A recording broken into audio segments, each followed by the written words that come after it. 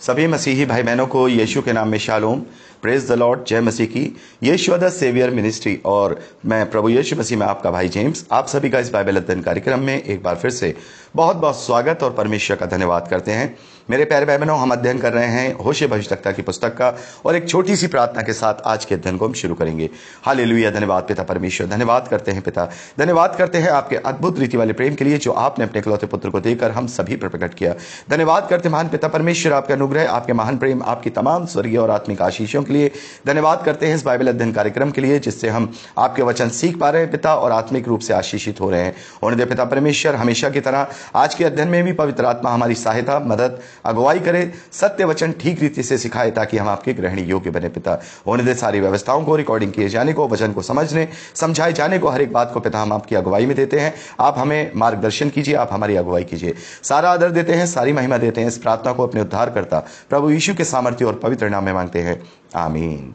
मेरे प्यारे भाई बहनों, अब तक हमने होशे भविष्यद्वक्ता की पुस्तक से उसके दूसरे अध्याय तक का अध्ययन कंप्लीट कर लिया है और आज हम तीसरे अध्याय से आगे का अध्ययन करेंगे। पहले और दूसरे अध्याय में हमने देखा कि परमेश्वर ने होशे भविष्यद्वक्ता के जीवन और उनके परिवार से भविष्यवाणी कराई कि जिस प्रकार से होशे भविष्यद्वक्ता ने एक ऐसी स्त्री से, एक व्यभिचारिणी स्त्री से विवाह किया और संतानें उत्पन्न की, वैसे ही तुम किसी योग्य नहीं थे, इजरायली किसी योग्य नहीं थे और मैंने उन्हें अपनाया और एक पत्नी की तरह अपनाया। लेकिन उन्होंने, जैसे होशे भविष्यद्वक्ता की पत्नी गोमेर ने होशे भविष्यद्वक्ता को धोखा दिया, वैसे ही तुमने भी मुझे धोखा दिया और तुम अपने व्यभिचार में पड़े रहे।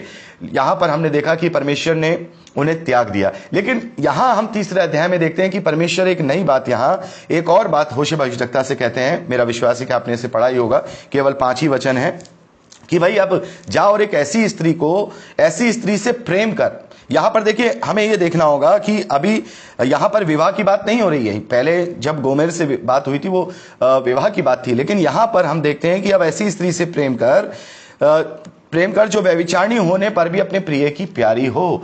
जैसे कि इजरायली भले ही पराये देवी देवताओं में फिर गए, उनकी तरफ चले गए, लेकिन फिर भी मैं उनसे प्यार करता हूं। तो परमेश्वर ने यहां पर ऐसी स्त्री से प्रेम करने के लिए कहा है। तो ये स्त्री कौन है? ये स्त्री यहां पर कौन है? क्या ये गोमेर है या फिर कोई और दूसरी स्त्री है? मेरे प्यारे बहनों, ज्यादातर स्कॉलर्स का और मेरा भी मानना यही है कि यहां पर परमेश्वर ने विवाह करने के लिए नहीं कहा, तो उस पहली पत्नी से ही प्रेम करने के लिए कहा है जिसे त्याग दिया गया है, जिसे छोड़ दिया गया है और वो वापस गुलामी की जीवन में चली गई है। जैसा हम यहां देखते हैं ना कि वापस से वो उसे मोल लेता है 15 चांदी के टुकड़ों में और 1.5 होमेर जौ लेकर के जो होशे भविष्यद्वक्ता है वो वापस मोल लेते हैं।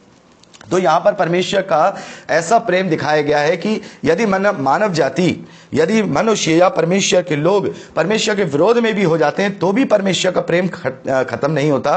वो तब भी प्रेम करता है। वो चाहता है कि, जैसे हम पूर्व में भी पढ़ चुके हैं यिर्मयाह भविष्यद्वक्ता की पुस्तक में, कि मैं इससे प्रसन्न नहीं होता हूं कि दुष्ट जन मरे या मैं उसे दंड दूं, बल्कि मैं इससे प्रसन्न होता हूं कि दुष्ट जन अपने मार्ग से फिरे और मेरी ओर फिरकर वो जीवन को पाए। तो यहां परमेश्वर के उस अद्भुत प्रेम को यहां दर्शाया गया है। हम देखते हैं कि जैसा मैंने आपको बताया कि वापस गोमेर से उसने प्रेम किया और प्रेम किया ऐसी स्त्री से जो व्यभिचारिणी थी। और यहां पर परमेश्वर ने भी ऐसे ही जो व्यभिचारिणी, जो इजरायली जाति, उससे प्रेम किया। उसके बावजूद भी परमेश्वर ने उनसे प्रेम किया। लेकिन इस बार परमेश्वर ये कहता है कि मैं तुझे अपना तो रहा हूं, वापस मैं तुझे गुलामी में से वापस तो लेके आ रहा हूं, लेकिन अब मैं तेरी परीक्षा करूंगा। मैं इस बात की परीक्षा करूंगा कि वाकई में ही अब तुझे इस बात का एहसास है या नहीं कि क्या जीवन मैंने तुझे दिया था और उसके बाद तूने क्या जीवन तेरा हो गया। तू गुलामों वाली जिंदगी जीने लगी, तू व्यभिचार करती थी, लेकिन अब मैं तुझे वापस वहां से उठा रहा हूं, वापस तुझे खड़ा कर रहा हूं। तो अब मैं तेरी परीक्षा लूंगा कि अब तू मेरे ग्रहण योग्य है या नहीं, या मेरे विश्वास योग्य है या नहीं। देखिए, यहां पर आपने देखा होगा, यहां पर होशे उस स्त्री से कहते हैं कि तू बहुत दिन तक मेरे लिए बैठी रहना और ना तो छिनाला अर्थात वैश्यवृत्ति करना और ना किसी पुरुष की स्त्री हो जाना, और मैं भी तेरे लिए ऐसा ही रहूंगा। तो यहां पर ये इस बात को दर्शाती है कि भाई कुछ दिनों के लिए मैं तुझे छोड़ दूंगा, कुछ दिनों के लिए मैंने तुझे गुलामी से तो हटा लिया, लेकिन अब मैं तुझे छोड़ दूंगा, मैं तेरी नहीं सुनूंगा, मैं तेरी परीक्षा करूंगा कुछ दिनों तक। और इन दिनों में जब तक तेरी परीक्षा चलेगी, जब तक तू किसी और पराई की मत हो जाना, तुम वापस से पुराने वाले जो गलतियां तुमने वो मत दोहराना। तब यहां पर लिखा है, क्योंकि इजरायली बहुत दिन तक बिना राजा, बिना हाकिम, बिना यज्ञ, बिना लाट और बिना एपोद और ग्रह देवताओं के बैठे रहेंगे। उसके बाद वे अपने परमेश्वर यहोवा को और अपने राजा दाऊद को फिर ढूंढने लगेंगे और अंत के दिनों में यहोवा के पास और उसकी उत्तम वस्तुओं के लिए थरथराते हुए आएंगे। तो हम क्या देखते हैं, परमेश्वर ने भी इजरायली जाति को क्या कर दिया, छोड़ दिया। हम इतिहास में देखते हैं कि अशूरियों के द्वारा इजरायलियों को बंधुआई बनाया गया, फिर उसके बाद यहूदा के देश को बंधुआई में लाया गया, लेकिन उसके बाद कोई राजा नहीं। जैसे यहाँ पर हम देखते हैं कि फिर कोई अगुवाई नहीं, भविष्यवक्ता आते रहे लेकिन कोई अगुवाई नहीं। और हम देखते हैं कि जो मलाकी भविष्यवक्ता है उसके बाद देखते हैं, उसके बाद परमेश्वर ने 400 समथिंग या 430 साल तक किसी भी भविष्यवक्ता के द्वारा बात नहीं की और वो साइलेंस ईयर था। और उसके बाद जब प्रभु यीशु मसीह का समय आया तब परमेश्वर ने अपने लोगों से बात की और तब तक वो इतना कह सकते हैं इतना ज्यादा सीख चुके थे, समझ चुके थे कि हमें क्या करना है। और मेरे प्यारे भाई बहनों, वो ये समय था, भले ही परमेश्वर ने उनसे बात नहीं की, लेकिन जो इजरायली थे वाकई में हम देखते हैं मलाकी के बाद भले ही परमेश्वर ने कोई भविष्यवक्ता नहीं दिया, लेकिन उसके बावजूद भी इजरायली अपने रास्ते पर रहे। और यही कारण था प्रभु यीशु मसीह के आने के समय तक जो इजरायली थे वो बहुत कट्टरपंथी हो चुके थे, वो सारी चीजें करते थे, लेकिन फर्क यह था कि वो आत्मिक नहीं थे। अभी भी वो शारीरिक ही थे, अभी भी वो केवल व्यवस्थाओं के पीछे और जो शरीर के काम थे उन्हीं को कर रहे थे। लेकिन ये पूरी भविष्यवाणी आप समझ सकते हैं, ये प्रभु यीशु मसीह के समय तक की भविष्यवाणी की गई है। तो ये तो यहाँ पे पूरी होती है मेरे प्यारे भाई बहनों। उसी प्रकार से परमेश्वर ने उन्हें छोड़ दिया, गुलामी में से तो बाहर लाए। देखिए, जब इजराइल बंधुआई में गया अशूरियों के द्वारा, फिर यहूदा बंधुआई में गया नबूकदनेस्सर या बेबीलोन के द्वारा, लेकिन उसके बाद परमेश्वर ने फारस के राज्य में वापस उन्हें बंधुआई में से छुड़ाया। मंदिर का दूसरी बार निर्माण कार्य हुआ और फिर उसके बाद जो शहर की शहरपनाह है यरूशलेम की, वो नहमिया के नेतृत्व में वो भी हुई। और उसी समय में जो मलाकी भविष्यवक्ता थे उनके द्वारा अंत के दिनों की भविष्यवाणियां और कुछ बातें करके परमेश्वर ने उन्हें छोड़ दिया। और ये वही दिन है, ना तो उनके पास कोई राजा था, ना हाकिम था, ना ही कोई किसी भी प्रकार का कोई उनके ऊपर अगुवाई करने वाला था। लेकिन मेरे प्यारे भाई बहनों, यहां पर एक बहुत ही बड़ी शिक्षा मसीही विश्वासियों को मिलती है। जैसा कि हम जानते हैं कि पौलुस कहते हैं कि पुराना नियम हमारे लिए एक शिक्षक के समान है, तो यह बात भी मसीही विश्वासियों के लिए बहुत बड़ी शिक्षा है। मेरे प्यारे भाई बहनों, यहां पर अब थोड़ा सा जो है व्यू चेंज करिए। यहां पर ये मान लीजिए, ये इजरायलियों के लिए नहीं वरन समस्त मानव जाति के लिए बात की जा रही है कि परमेश्वर ने मानव जाति से प्रेम किया, लेकिन मानव जाति अपने पाप में फंसकर परमेश्वर से दूर हो गई। और परमेश्वर ने उनसे अपने प्रेम को कम नहीं किया, वरन इस रीति से प्रकट किया कि उसने अपने इकलौते पुत्र को दे दिया कि जो कोई इस पर विश्वास करे वो नाश ना हो परंतु अनंत जीवन पाए। यानी हम पाप की गुलामी में थे। जैसे यहाँ ये स्त्री जो व्यभिचारिणी स्त्री है, हम भी जो पहले मसीह में नहीं थे या जो अभी नहीं है, वो भी एक तरीके से परमेश्वर की दृष्टि में व्यभिचारिणी है या व्यभिचारी हैं।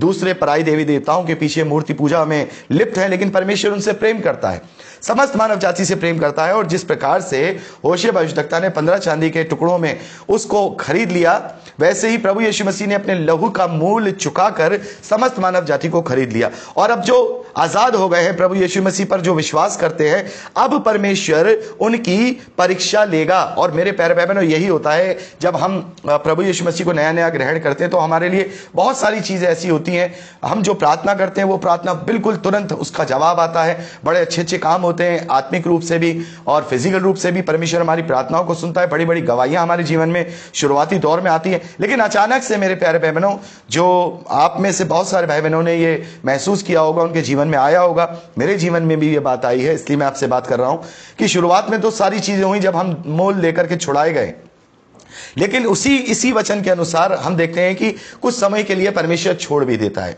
कुछ समय के लिए परमेश्वर छोड़ देता है, उस समय तक के लिए जब तक हमारा विश्वास जो हम प्रभु यीशु मसीह पर करते हैं, जो हमें उसने अपना दाम दे करके अपना दाम चुका करके हमें छुड़ाया है, हम उस पर खरे उतर रहे हैं कि नहीं।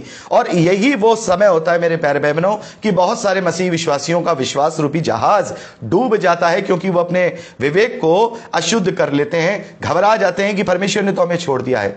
आप में से कई बार ऐसा आपने देखा होगा कि शुरुआत में बहुत प्रार्थनाएं सुनी जा रही हैं, लेकिन फिर प्रार्थनाएं नहीं सुनी जा रही, ना ही आत्मिक प्रार्थना सुनी जा रही है, ना ही फिजिकल प्रार्थना सुनी जा रही है। कहीं परेशानी आ रही है, कहीं नौकरी चली गई, कहीं कुछ हो गया, कहीं आर्थिक प्रॉब्लम आ गई, या हमारा कोई अपना छोड़ के चला गया। बहुत सारी ऐसी चीजें और प्रार्थनाओं का जवाब नहीं आ रहा। तो समझ लीजिए मेरे प्यारे बहनों कि परमेश्वर ने जिसने हमें दाम दे करके छुड़ाया है, अब वो कहता है कि कुछ दिनों तक मेरे लिए बैठी रहना, उस परीक्षा के दौर में बैठी रहना, और उस समय में वापस से अपनी पुरानी दशा में मत चले जाना, पुरानी सृष्टि में मत चले जाना।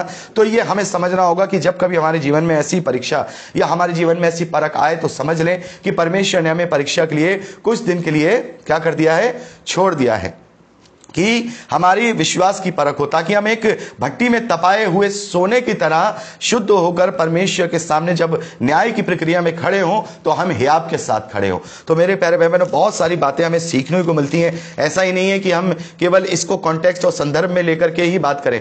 मेरे प्यारे भाई बहनों, वचन बहुत तरीके से बात करता है और बहुत सारी बातें हमें सिखाता भी है। तो यहां पर हम देखते हैं कि मानव जाति हमेशा परमेश्वर का विरोध करती है, हमेशा परमेश्वर के विरोध में व्यभिचार करती है, लेकिन परमेश्वर फिर भी अपना प्रेम नहीं छोड़ता है। इसीलिए परमेश्वर कहता है कि अगर अंतिम सांस से पहले भी अगर किसी ने अपना प्रायश्चित कर लिया तो निश्चित तौर पर वो उद्धार पाएगा, क्योंकि परमेश्वर को ये बहुत भाता है। हम इस बात को पढ़ चुके हैं कि मैं ध्यान लगाकर सुनता हूं कि किस हृदय से मेरे लिए पश्चाताप की आह निकाय सुनाई देती है। और केवल 3 शब्दों के पश्चाताप से ही मेरे प्यारे भाई बहनों, वो डाकू जो प्रभु के साथ क्रूस पर चढ़ाया गया था उसको उद्धार मिला। केवल 3। उसने केवल ये कहा कि हाँ मैं विश्वास करता हूं। उसने केवल ये कहा कि हमें जो सजा मिल रही है वो हमारे पापों के कारण, जो हमने काम किए, अपराध किए हैं, उसके कारण हमें सजा मिल रही है, लेकिन तूने तो कोई अपराध नहीं किया और तुझे बिना किसी अपराध के सजा मिलती है। हम तो हैं ऐसे। केवल 3 शब्द कि जब तू अपने स्वर्ग के राज में जाए, यानी विश्वास किया, पश्चाताप किया, अंगीकार किया और प्रभु से इतना कहा कि हाँ मैं विश्वास करता हूं कि तू जब स्वर्ग के राज में जाए तो मेरी सुधि वहां लेना। और प्रभु ने कहा कि मैं तुझसे कहता हूं तू आज ही मेरे साथ तो स्वर्ग लोक में होगा। तो कुछ ये परमेश्वर चीज चाहता है। कभी कभार हमारा पूरा जीवन निकल जाता है बड़े बड़े काम करने में, बड़ी बड़ी प्रार्थनाएं करने में, उपवास करने में, बाइबल अध्ययन करने में, हमारा पूरा जीवन निकल जाता है, लेकिन कहीं भी हमारे हृदय से वो पश्चाताप की आह परमेश्वर के कानों तक नहीं पहुंचती है, जिसे वो सुनना चाहता है, जिसको वो चाहता है कि मनुष्य मन फिराए, वाकई में अपने अंदर के मनुष्य तत्व को परमेश्वर के स्वरूप की संभागी बना करके वो परमेश्वर के ग्रहण योग्य बने। तो मेरे प्यारे भाई बहनों, यहां पर हम देखते हैं कि इसी प्रकार से इजरायलियों के साथ हुआ और इसी प्रकार से हमारे साथ भी होता है जब हमारे जीवन में परीक्षाएं आती हैं। तो जब कभी अपने जीवन में आप परीक्षाओं को देखें तो स्थिर बने रहें। परमेश्वर ने हमें दाम देकर छुड़ाया है, हमें हमारा दाम चुका दिया है, इसलिए कुछ दिनों के लिए अगर वो हमें परखना चाहता है कि कहीं ऐसा तो नहीं हम दुनिया से घबराकर, परीक्षाओं से घबराकर अपनी पुरानी दशा में लौट जाएं, क्योंकि फिर ऐसी रीति में हम उसके ग्रहण योग्य नहीं बने रहेंगे। तो मेरे प्यारे भाई बहनों, यहाँ पर जो बेसिक बात थी वो मैंने आपको सिखा दी है। और एक और बात यहाँ पर मैं आपको बताना चाहूंगा, जो ये दाग की टिकियां हैं ये क्या है मेरे प्यारे भाई बहनों? ये दाग की वो टिकियां हैं जो पराये देवी देवताओं को एक रोटी हुआ करती थी जिसमें दाग मधु मिला हुआ करता था और उसमें नशा हुआ करता था। मेरे प्यारे भाई बहनों, आज जो भी लोग परमेश्वर के पास जाते हैं या किसी के पास भी कुछ भी मांगने जाते हैं, मैं समझता हूं कि अगर मसीह विश्वासियों को छोड़ दिया जाए, वो भी सेलेक्टेड मसीह विश्वासियों को छोड़ दिया जाए, तो वो सभी अपने दुनियावी मनोकामनाओं को पूरा करना चाहते हैं। मेरे प्यारे भाई बहनों, बाल के देवता की ओर लोग क्यों झुकते थे? क्योंकि बाल का देवता उन्हें दुनियावी काम करने की छूट देता था, व्यभिचार करने की छूट देता था, जो अय्याशी करने की छूट देता था। हम देखते हैं ना, जब मूसा पर्वत पे थे और उन्हें आने में देर हो गई तो वहां पर वो क्या कर रहे थे? बाल के देवता की बछड़े की मूर्ति बना के सोने की वहां पर खेल रहे थे, उछल रहे थे, व्यभिचार हो रहा था, गंदा गंदा नाच हो रहा था। तो ये जो मनुष्य की जो सांसारिक अभिलाषाएं हैं, जहां पर पूरी होती हैं मनुष्य वहीं भागता है, लेकिन ये सत्य नहीं है।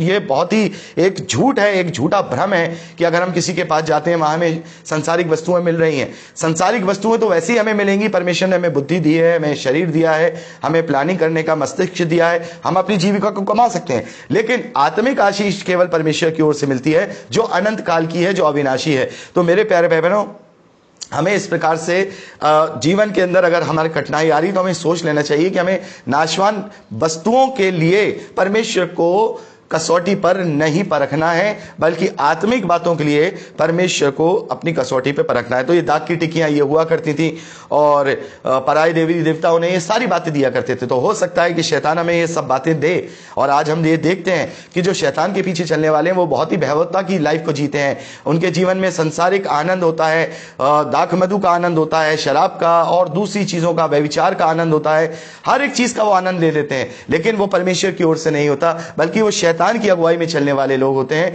जो कि वो अपना ईमान बेचकर, अपना विश्वास बेचकर परमेश्वर के विरोध में एक व्यभिचार करके उन्हें उन बातों को प्राप्त करते हैं। तो मेरे प्यारे भाई बहनों, हमें परमेश्वर की ओर से ये सब नहीं मिलेगा, लेकिन जो मिलेगा वो अनंत काल का जीवन है, जो मिलेगा हमें अविनाशी है, जो हमेशा हमेशा बना रहेगा। तो मेरे प्यारे भाई बहनों, यहां पर हमने तीसरे अध्याय का अध्ययन कंप्लीट किया है। अब हम चौथे अध्याय के लिए आगे बढ़ेंगे। अगली रिकॉर्डिंग में चौथे अध्याय से आगे का अध्ययन करेंगे। प्रभु आपको आशीष दे।